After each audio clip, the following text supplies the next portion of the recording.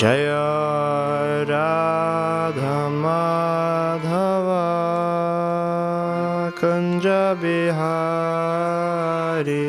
Jaya Radha Madhava Kunja Bihari Jaya Radha Madhava Kunja Bihari.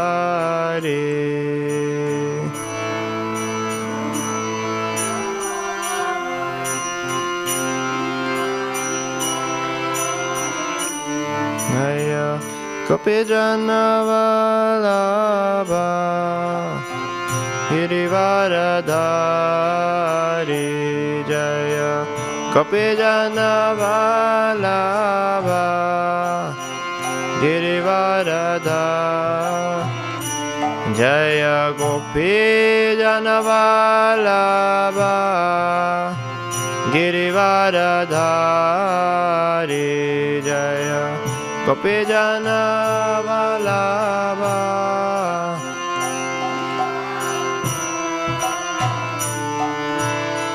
Yashodanandana Prajajana Ranjana Yashodanandana Prajajana Ranjana Yashodanandana Prajajana Ranjana Yashodanandana Prajajana Yamuna Tiravanachari Yamuna Tiravanachari Yamuna Tiravanachari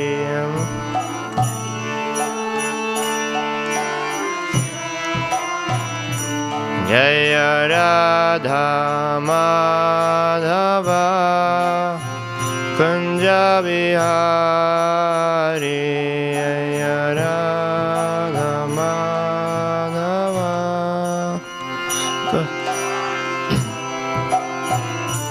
Jaya Gopijana Vallabha Girivaradhari Jaya Gopijana Vallabha Girivaradhari Yashodanandana Vrajajana Ranjana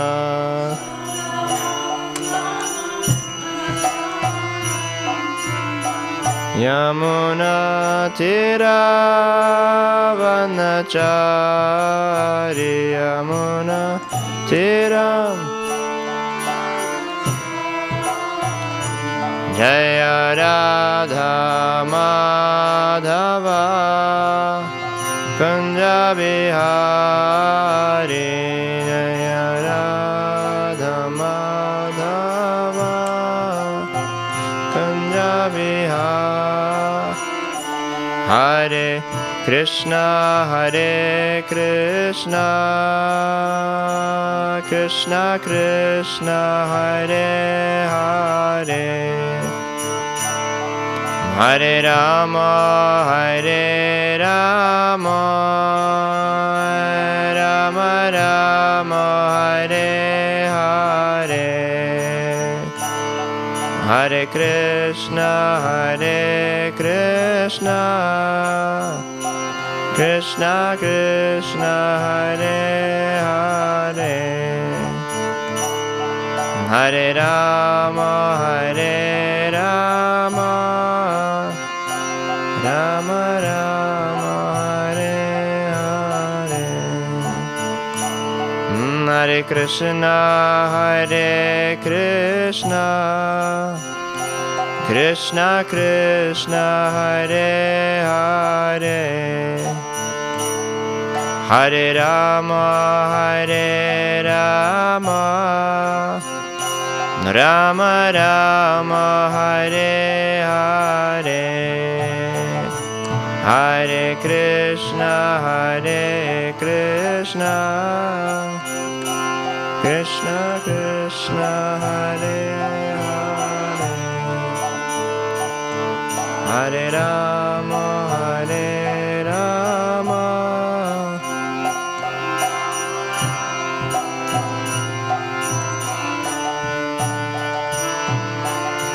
Hare Krishna, Hare Krishna, Krishna Krishna, Hare Hare, Hare Rama, Hare Rama, Rama Rama, Hare Hare, Hare Krishna, Hare Krishna, Krishna Krishna, Hare Hare, Hare Rama, Hare Rama, Rama Rama, Hare Hare, Hare Krishna, Hare Krishna, Krishna Krishna, Hare Hare, Hare Rama, Hare Rama, Rama Rama, Hare Hare, Hare Krishna, Hare Krishna, Krishna Krishna, Hare Hare, Hare Rama, Hare Rama, Rama Rama, Hare Hare, Jaya Prabhupada, Jaya Prabhupada, Prabhupada, Srila Prabhupada, Prabhupada, Prabhupada, Prabhupada, Srila Prabhupada.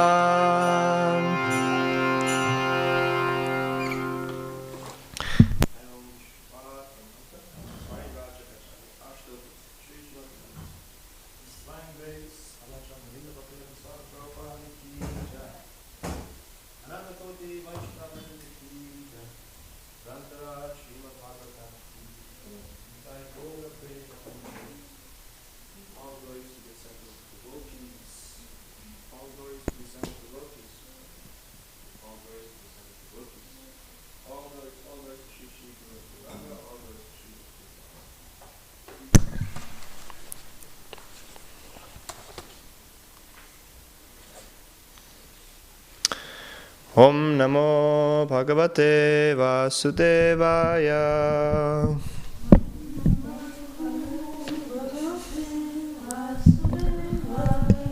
Om Namo Bhagavate Vasudevaya.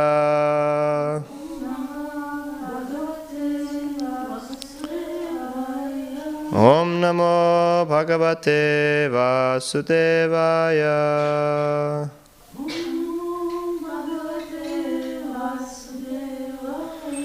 Narayanam namaskritya naram chaiva narotamam devim saraswatim vyasam tato jayamudhirayet nashtaprayeshu bhatreshu nityam bhagavata sevaya Bhagavati uttama shloke bhaktir bhavati naishtiki shrinvatang svakata krishna punya shravana kirtana hridyantastoya bhadrani vidunoti suhritsatam. Hare Krishna, dear devotees, dear Vaishnavis, thank you very much for coming. So we're reading from Srimad Bhagavatam, Canto 4, Chapter 24, entitled Chanting the Song Sung by Lord Shiva, and we're in text number 19. Please repeat after me. Maitreya Uvacha Pracetasa piturvakyam Shirasadaya sadhava Disham pratichim prayayus Tapasya dritta cetasa Maitreya uvacha Pracetasa piturvakyam Shirasadaya sadhava Disham pratichim prayayus Tapasya drita cetasaha Maitreya uvacha Pracetasa piturvakyam Shirasadaya sadhava Disham pratichim prayayus Tapasya drita cetasaha. Please chant. Maitreya uvacha Cetasa piturvakyam Shirasadaya sadhavaha Tisham pratichim prayayus Tapasya drita cetasaha Pracetasa piturvakyam Shirasadaya sadhavaha Tisham pratichim prayayus Tapasya drita cetasaha. Okay, word by word. Maitreya uvacha. The great sage Maitreya continued to speak. Pracetasaha. All the sons of King Prachinabarhi. Pituhu. Of the father. Vakyam. Words. Shirasa. On the head. Adaya.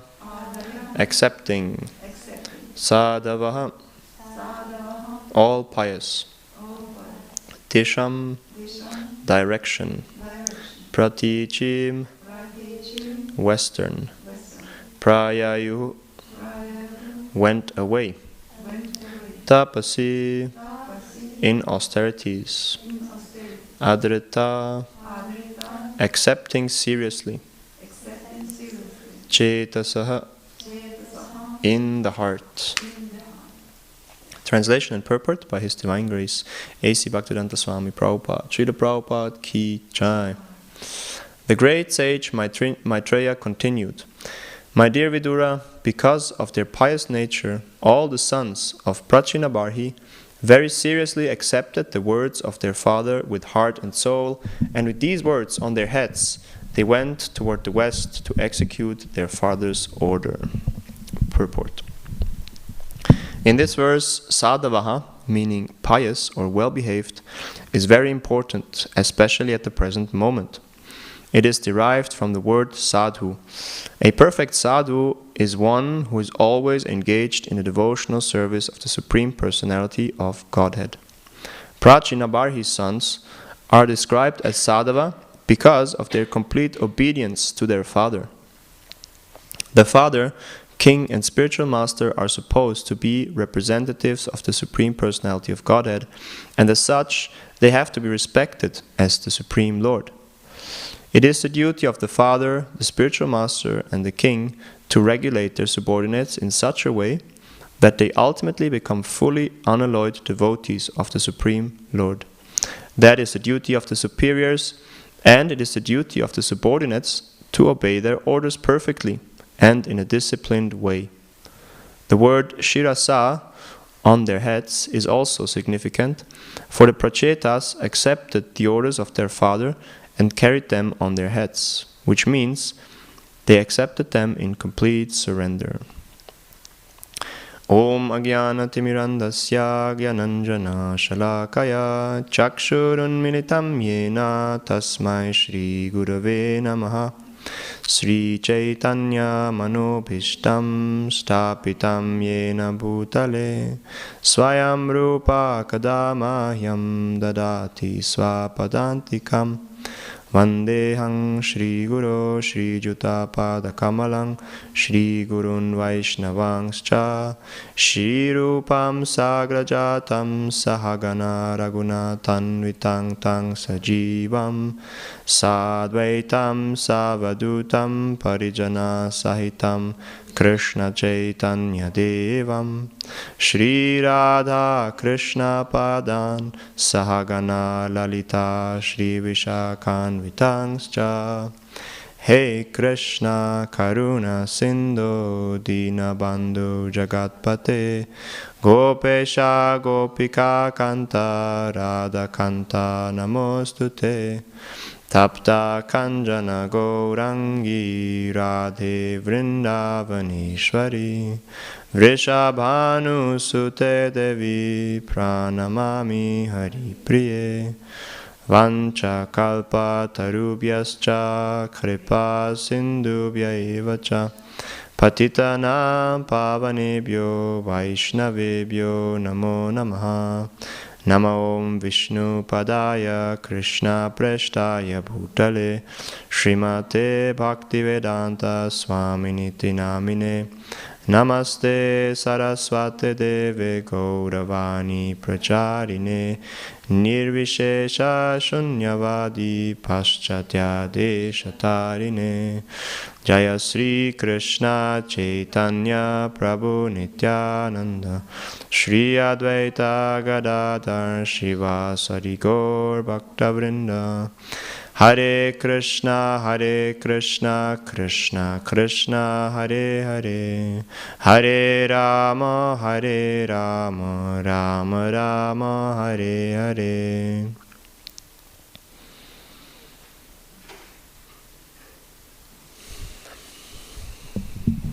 Hare Krishna.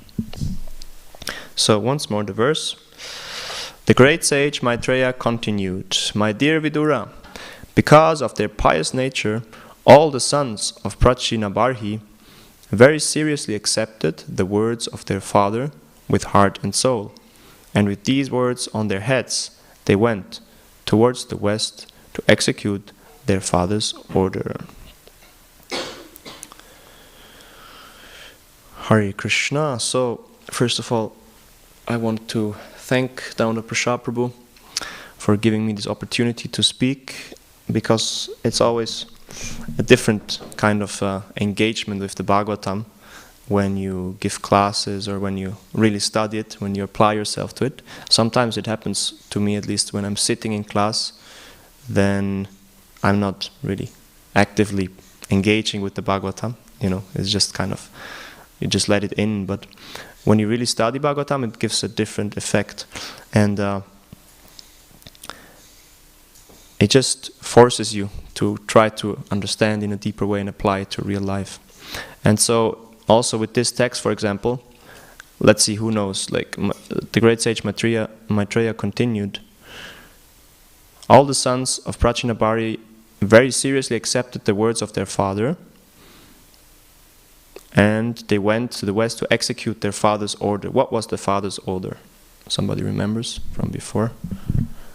Those who didn't give class because they, right? Then it's, or you remember, for example? Well, I think they had to populate the universe, so they need to do austerities before. Right. So, but it's interesting that it goes a little bit back and forth, So they got the instruction, but then it said they met Lord Shiva, and then Vidura asks, so how comes they met Lord Shiva? So it goes like back and forth, but now it's kind of back to this point that they got this instruction, which was just to marry and beget children. That was kind of the instruction that was in text 15 or something, and there it's also said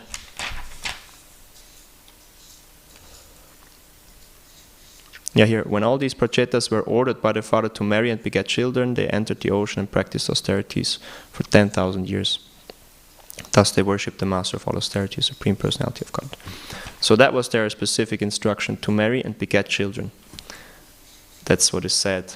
So it's interesting, like, yeah, sometimes we don't really follow, like we hear a verse every day, but then we forget the bigger context quite easily. And so giving classes really forces you to go back and understand. And so here the point that is made is that the prachetas, they accepted this instruction very seriously. They were very serious about it. And why was it so? Because they had a very pious nature. And it's interesting, Srila Prabhupada translates sadhava to be all pious. Like, he doesn't really just translate they're saintly men or they're holy people, but he says they're pious.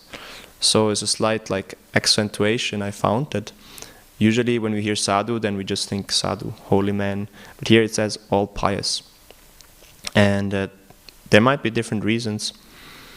But the main point is that in order to really take up spiritual life very seriously, there has to be piety. And then we're not speaking of material piety, so there's a difference. And I just wanted to a little bit go into this topic of what does piety mean, and then also go into this instruction, or what does it mean for us to take the instruction very seriously. Because, first of all, the piety point,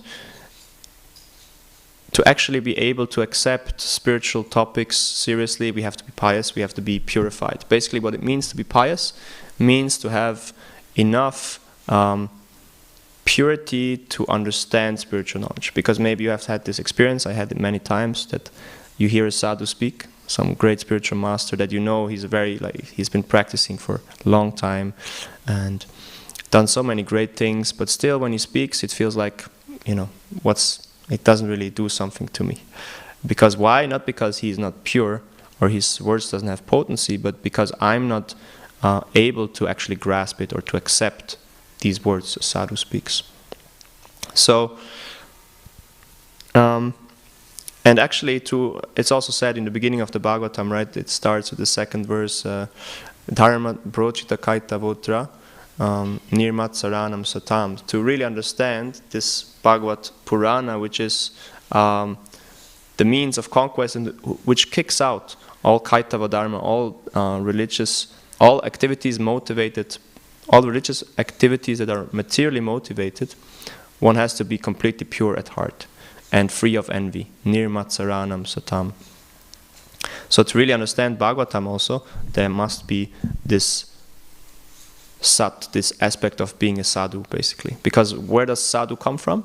It comes from sat. Sat meaning good, meaning eternal. That which is reality.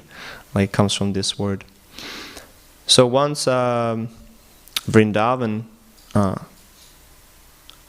Das, it's not Sri Vrindavan, but Vrindavan Das, and he's living in the US now, and he had this seminar here, and he spoke about piety a little. How actually piety is like subtle wealth. It's something that accumulates, like on an account, like you have money on an account. Piety accumulates in the subtle body. And that's why also in the past, why were Brahmanas valued so much and respected so much? Because they had collected a lot of this internal wealth. And the thing is, this internal wealth can then be transformed also into hard currency, in a sense. So like if you get blessings from a sadhu, he gives you this piety that you don't have, and it can materialize even material desires. And so our goal, of course, is not to have this material desires fulfilled, or use this piety to fulfill material desires, but to use it to understand what are we to do and how can we please Krishna. So basically the word that is used in Sanskrit also for piety is another word, Sanskrit word, punya, right? And Sukriti, right? Sukriti, basically meaning just literally Sukrit. Su means good and Krit means to do, so to do good.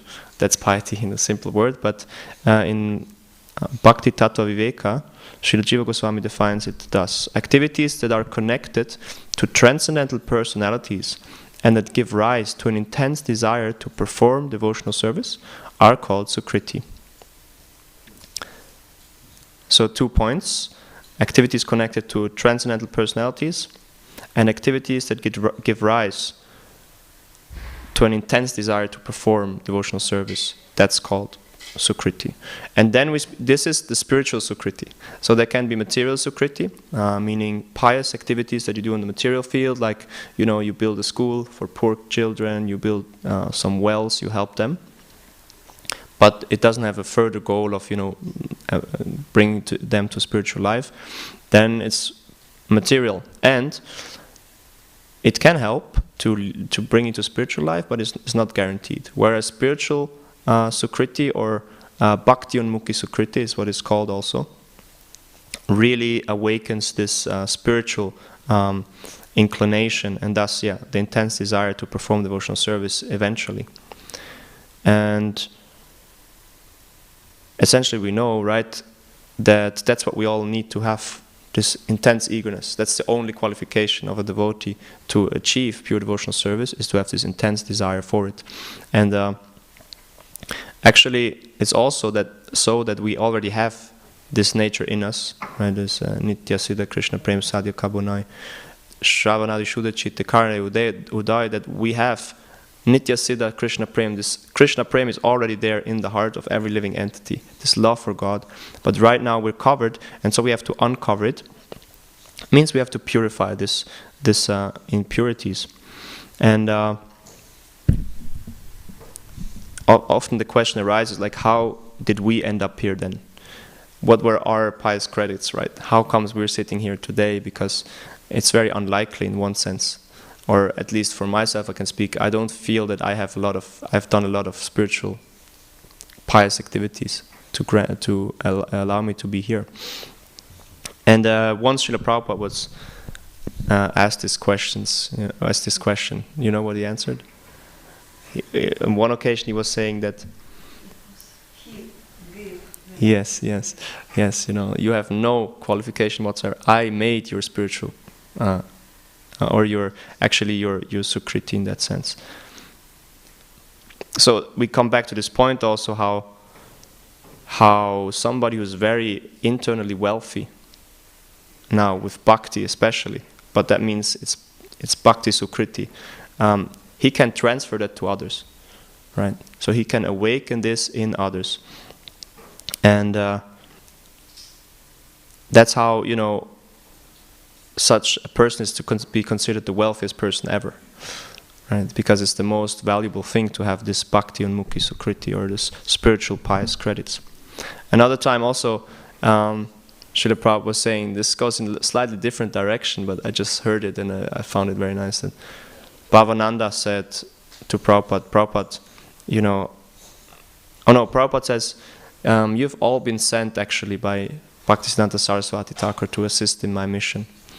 And then Bhavananda says, but Prabhupada, how can it be? We have been born in such low countries and under the worst circumstances, eating meat, taking drugs.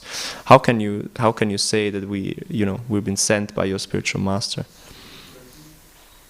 And Prabhupada said, actually this was just superficial. As soon as you heard the holy name, you came running. So this is from a different angle, the whole thing. That again, basically, but the point is again that Srila Prabhupada made these credits, made these devotees have the inspiration to listen from him, because he just had this purity and this strength of spiritual wealth. So, point is, basically we have to become sadhus. We have to become sadhvis and sadhus, meaning we have to become really pious, and not in a material sense, but in a sense of becoming purified of what hinders us in really connecting with the nature that is already there. And it is said, right, that yasyasti bhaktir bhagavatya kinchana, that in a devotee, all the qualities of the demigods, they're present there. So they have these qualities. They have all these saintly qualities. It said there are, how many? 26 qualities of a devotee. And so they are already there. And they just come out more and more. And actually, we can only attain them by being in contact with those who already have them, sadhus. And so, what is a sadhu? And I always like this statement. I read it before in the Bhagavatam class, but it's always good to hear, I find. It's from Srila Bhakti Siddhanta Saraswati Thakur, who defines what is a sadhu. He says, there is no doubt that the words of the sadhus possess the power of destroying the evil propensities of one's mind. The sadhus, in this way, benefit everyone who associates with them. There are many things which we do not disclose to the sadhu, but the real sadhu makes us speak out what we keep concealed in our hearts. So he takes out what we have there, like all the dark stuff we don't want to know, let anybody know about, but he brings it out. And then what he does, he applies the knife. The very word sadhu has no other meaning than this. He stands in front of the block with the uplifted sacrificial knife in his hand. The sensuous desires of men are like the goats. The sadhu stands there to kill those desires by the merciful stroke of the keen edge of the sacrificial knife in the form of unpleasant language. If the sadhu turns into my flatterer, then he does me harm, he becomes my enemy. If he gives us flattery, then we are led to the road that brings enjoyment but no real well-being. So yeah, the sadhu, he stands around the corner with the knife and he cuts out all these anarthas. How does he do so? Well, the knife actually is his sharp tongue that can destroy immediately our false conceptions and the pride that we have, thinking what kind of special persons that we are. And of course here also the topic is spoken about of tapasya, of accepting austerities. Nanda Kumar Prabhu also mentioned that was the instruction to beget children, populate the universe, and to do so first 10,000 years of austerity. So quite a long time. And I was just thinking that actually Bhaktisiddhanta Saraswati Thakur, he's a very good example of a renunciate. I mean, he's the ideal renunciate. And he's also a great tapasvi, because many things he did, but one thing stands out, that he was just chanting for 7 years until he reached 1 billion names, I think.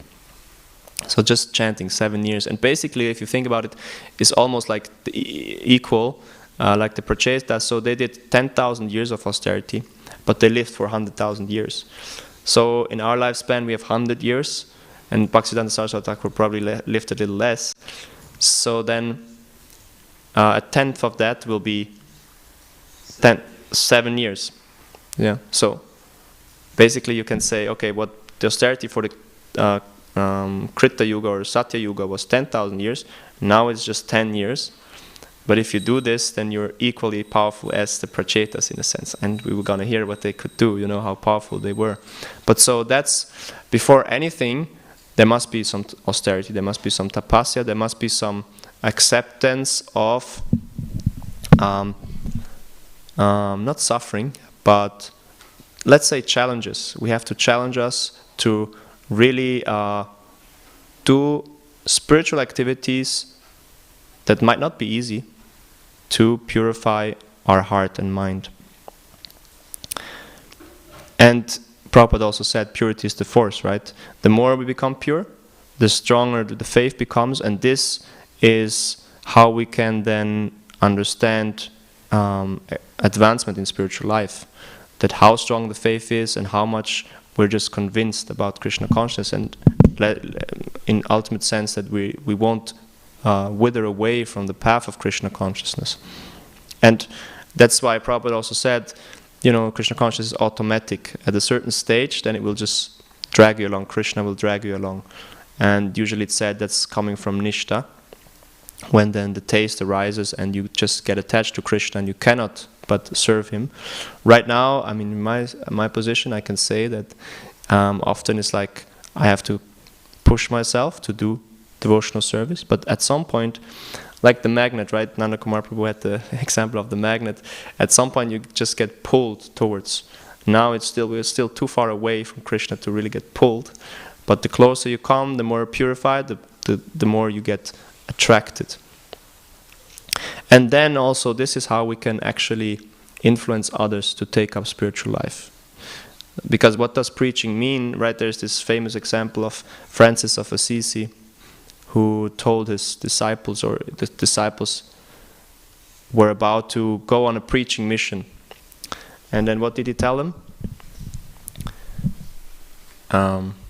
Go spread the gospel far and wide, and preach these glorious messages, and if necessary, use words. Right? If necessary, use words means that's not the main thing. The main thing that will change people, that will spread the glories of the message of God, is that you're yourself behaving ideally like sadhus. That's what's essentially gonna attract people. And we can really see that in so many ways. And just recently we've been doing this university preaching. We've started doing this. And there is one, I can really see that there, how and knowledge, they have an effect. But essentially, what do we really understand of these things? And especially if you're not connected to spirituality, if that's like not what your faith is in, but you're more on the scientific side, let's say, and into this material kind of worldview, it's very, very difficult to understand the subtleties and the simplicity of it all. So, Govinda Prabhu made this point that you're speaking to an audience, but what can they really understand? What we are there to do is basically just to give them an opportunity and speak about the spiritual topics, to allow them to accumulate this sukriti, basically, right? Because once the sukriti then reaches a crucial point, then it can turn. The tipping point. And eventually, it's not by our words or that we are very good preachers, but by being as pure as possible and being good examples ourselves of what we speak about, then they will be attracted, and eventually the super soul in the heart makes them inspired. It's not us in that sense.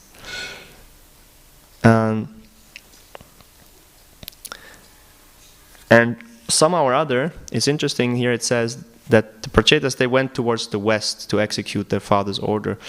And somehow it's several times it's mentioned that to perform tapasya, the sadhus, they go west. Another story of the not the Prachetas, the Haryashvas, in the 6th canto, I think? 5th canto. No, 6th canto. Shri Shri Jagannath Subhadra Devi ki jai. Shri Shri Gaurnitai ki jai. Yashoda Damodar ki jai. Pucharichi ki jai. So, in the 6th canto, there's the story of the Haryashvas. A similar situation, actually. The Daksha, Prajapati Daksha, has the task to populate the universe. So he sends forth 10,000 sons, which are called the Haryashvas. But then, who comes along? Narada Muni. And he doesn't let them have it. He just preaches to them. That's how Narada Muni's role somehow is always there to create some uproar, some some tumult. And so he instructs them, essentially, Kim asat karma birbhavet. What is the use of all this asat karma? You do all these activities, so you want to fulfill your duties and live in this world and have nice family and all of this. But what's the use on a long run? And he's just repeating that again and again. And the Haryashvas, they go more and more, yeah, actually he's right, more and more. And in the end, they just decide to not marry, and they give their life to austerity and spiritual practice, and they go back to Krishna. And then Daksha gets very upset. But anyway, he does that twice, actually. The point is that he sends them west also. So somehow the west is where we have to perform tapasya, and of course, that's how we are here all today, because of Krishna consciousness coming west. And I've just been reading Chaitanya Charitamrita, which is such a beautiful book. And at one point, Kaivaraj Goswami says that, so the sun and moon, they have arisen together, right? Nityananda Ram and Chaitanya Chandra. And like the sun and the moon, they travel from east to west, so also they are going to appear in the west. It's not something if or maybe, but it's just going to happen. That's how it is. The sun travels west, and so Chaitanya, he will travel west. And that's what Srila Prabhupada came to bring us, this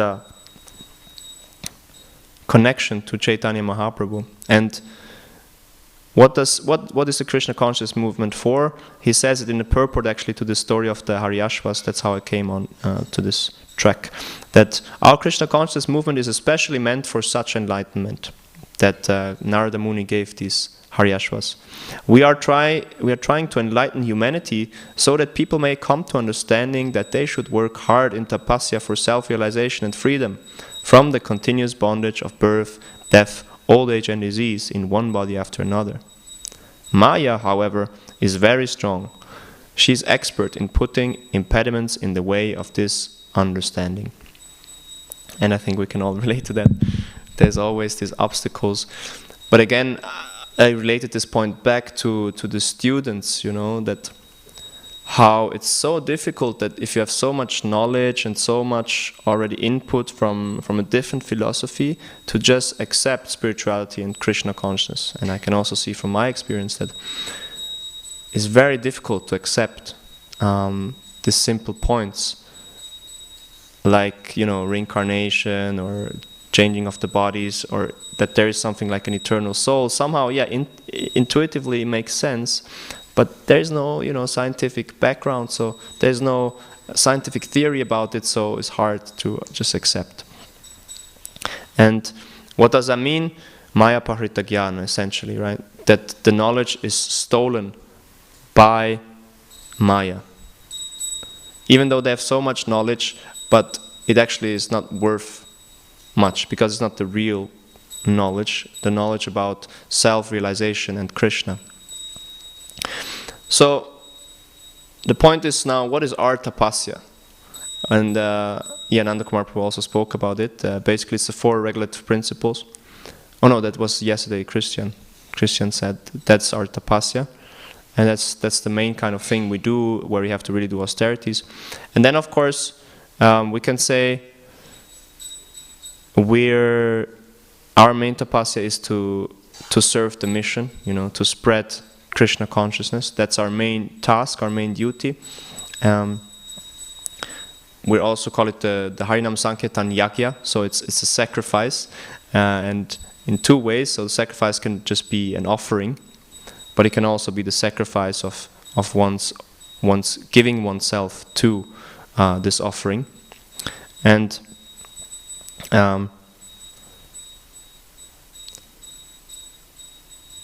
basically, the point is, we have to somehow or other make people come in contact with Krishna consciousness.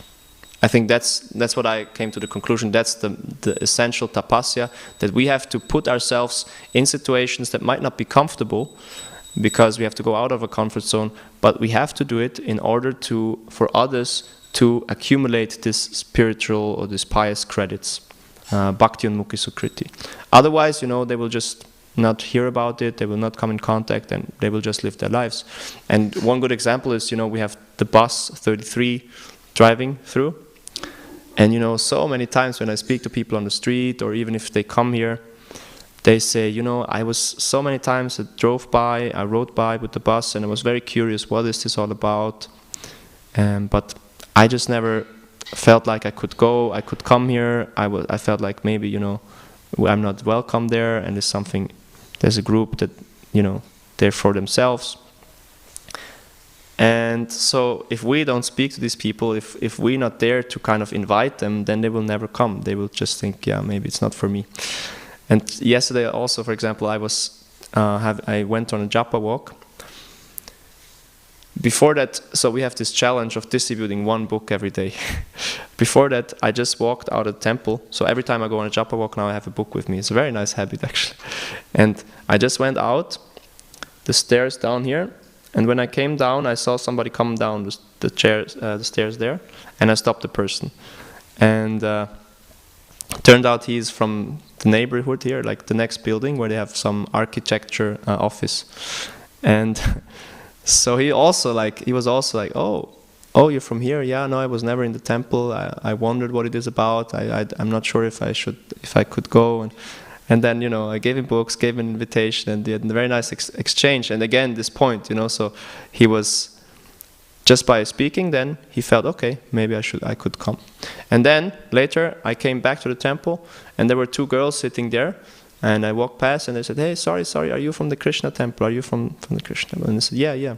And she said, actually, I've been always riding on the bus, and I really want to come inside because I see there you have this beautiful greenhouse with these plants. What are these plants? And I thought she thinks we're growing some kind of weed or, marijuana or something. So I said, yeah, it's marijuana. She said, really? And she wasn't thinking that. So I was, okay. No, it's tulasi. It's a sort of basil. And she was saying that she's really into plants and she would really like to see. So and then they came, they came and they stayed here. I showed them around the temple a little bit. They had some prasadam. We had some good discussions like that, right? So basically, if we're out there, and that also means sometimes, for example, going out in these clothes, right? It just makes a difference in terms of you just stand out and people think, what is this about? And it happened last week. It's interesting, it's always like very different. Like some days something happens that doesn't make any sense and it never happens again, or it's like you really don't expect it. So this last day, and that was, I don't know, 2 weeks ago, I was at Stadelhofen, and two persons just approached me like that. So first one was an elderly man, and I was just distributing books, and then he said, hey, sorry, and can I tell you something? Can I congratulate you? And I was like, yes, okay. And he said, thank you for giving your life to God. And I was like, what? Okay, yeah, thank you. I mean, how do you know about this? You have some connection. He said, this is the best thing you can do with your life. And he was like, some 50-year-old man, very nicely dressed. I had like some suit on. And I was like, okay, so you know about Hare Krishna? And he said, actually, I'm reading Prabhupada's books, the best books I've read. I said, wow, okay, so you're coming to the temple? He said, no, I've not been there. Is there a temple? Yeah. And they said, yeah, there's a temple right up there, And then he had to run for the train. But I was just amazed, at this, that somebody really, people have this respect. So not saying that I'm a sadhu or something, but again, just the appearance and the kind of, there's a certain purity that comes with this. People can see, okay, he's neatly dressed, and he's for some higher cause, he's there. And at the same day, a lady said to me, oh, so you're a monk? And I said, yes. Wow, that's very good. I really respect that. That is like so lost nowadays, that people really, are leading a pure lifestyle. And she was just, going on in this appreciation. I was like, wow. So, and this usually never happens, people that, or very rarely, but 2 times that day it happens. And so people, they do respect this kind of dedication to a spiritual path. And we should be very conscious about it and use it for our advantage in the terms of be self-confident, We can be out there and just present. We don't have to speak very high philosophy, but if we're just nice people and, give them something and can invite them, it makes them open for Krishna consciousness. It gives them a hint and some sukriti that may allow them one day to come in contact with Krishna and, in this way start a spiritual life. And I mean, again, I think that's what we're here for, what Prabhupada was saying. So let us become sadhus and sadhvis, and in this way try to inspire others to also take up the path and go back home, back to Krishna. Yes, some more to say, but I think we can stop here. Thank you very much. If you have any comments or questions.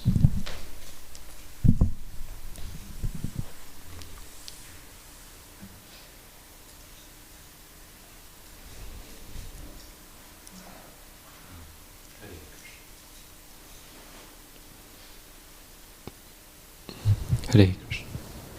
Thank you. It's very nice when you were mentioning about how it's not really about us, but I was reminded actually, Bhaktivedipurna Swami, he spoke about it, somebody was asking.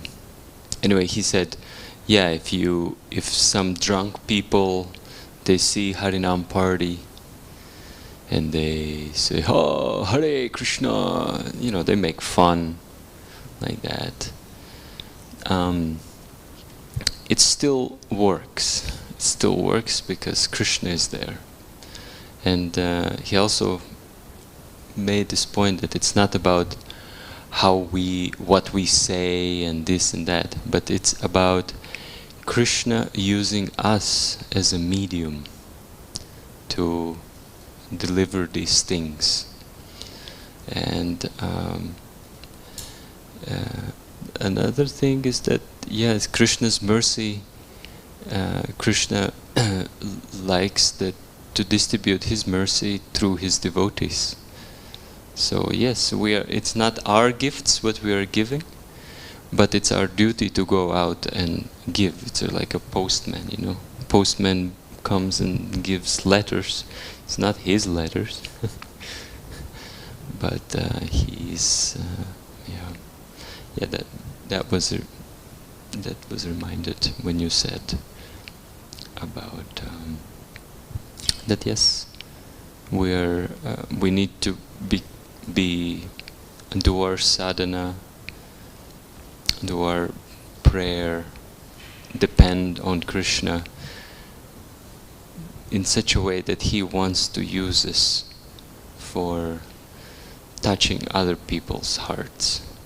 And you can see that on Sankirtan sometimes. You just know it's just not you, and Krishna just gives you this power. And people are just like amazed, whoa. And you know it's not you, but you know Krishna is using you as an instrument. It's such a wonderful experience. It gives so much faith. Hare Krishna. Yeah, thank you for sharing. Yeah, exactly this point. Krishna can use, so Krishna can use us. We have to really become pure, right? In motive and in our way of living. Only then he can really use us. Otherwise, we're blocked to this via the channel. The channel is kind of blocked, too dirty there. Nothing comes through. Yeah. Okay, thank you very much. Grantaraj Srimad Bhagavatam ki jai. Srila Prabhupada ki jai.